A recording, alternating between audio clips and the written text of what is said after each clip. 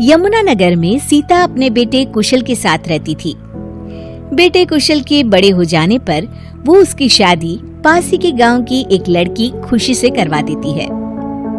बहू, तू जैसी खूबसूरत बहू तो इस पूरी सोसाइटी में किसी की नहीं।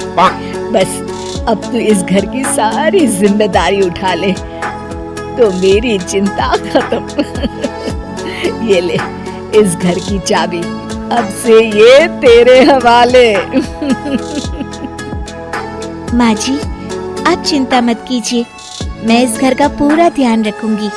देखिएगा, आपको शिकायत करने का भी कोई मौका नहीं मिलेगा। मैं आपके लिए गाजर का हलवा बनाकर लाती हूँ। शादी के कुछ ही दिन बाद खुशी के तेवर बदलने लगते हैं। माँ जी, मैं आपसे कह देती हूँ, मैं इस घर की बहू हूँ, कोई नौकरानी नहीं जो हर समय आपकी बात मानूं। बहू, मैं तो बस ये कह रही थी कि तू हर समय फोन पर ये किससे बात करती रहती है। हर समय तेरा फोन बिजी आता है। ये बात कुशल को पसंद नहीं बेटा। हाँ हाँ, मेरी तो हर बात सबको बुरी ही लगती है। अब शादी को कई महीने बीत चुके हैं, मगर खुशी कभी भी खुश नहीं रह पाती और वो अपने पति और सास से भी हमेशा झगड़ती रहती है। असल में शादी से पहले उसका एक प्रेमी होता है, गोविंद। वो उससे आज भी छुप छुप कर मिलती है। गोविंद, मैं अपने पति और सास के साथ खुश नहीं हूँ, चलो ना हम भाग जाते हैं।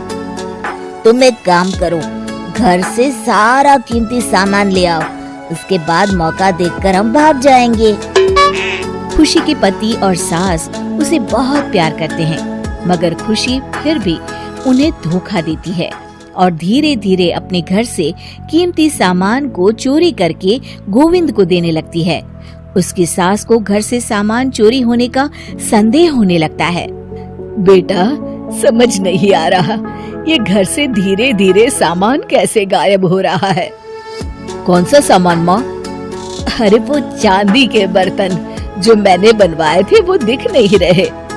यहीं कहीं होंगे माँ, आपकी बहू ढूंढ देगी। कितने बेवकूफ हैं ये माँ बेटे, इनका सारा सामान मैं गायब कर दूंगी और इनको पता भी नहीं चलने दूंगी। और इस तरह से धीरे धीरे खुशी घर का सारा कीमती सामान चोरी करके गोविंद के पास रखवा देती है और कुछ महीनों बाद उनके पास बहुत कीमती सामान इकट्ठा हो जाता है और दोनों भागने की योजना बनाते हैं। खुशी, आज रात को आधी रात होते ही तुम अपने घर से भाग कर आ जाना। मैं गांव के पुराने बस स्टैंड पर तुम्हारा इंतजार करूंगा। ठीक है। खुशी अपने कपड़े और गहनों की पोटली बांधकर पुराने बस अड्डे पर पहुंच जाती है और देखती है कि वहाँ तो कोई भी नहीं है। खुशी कुछ घंटे वहीं खड़ी रहती है और फिर गोविंद के कमरे पर जाती है। वहाँ पर भी बड़ा सा ताला लगा होता है। हे भगवान, कहीं गोविंद मुझे धोखा देकर भाग तो नहीं गया। अब मैं क्या करूँगी? खुशी फूट फूट के रो रही होती है। तभी पीछे से उसका पति सारे गहनों की पोटली लेकर आ जाता है। आप यहाँ? हाँ, मैंने गोविंद को गांव छोड़ने से पहले पकड़ लिया था और ये सारे गहने भी उससे ले लिए। आपको सब पता था कि मैं आपको और माँ जी को धोखा दे रही थी।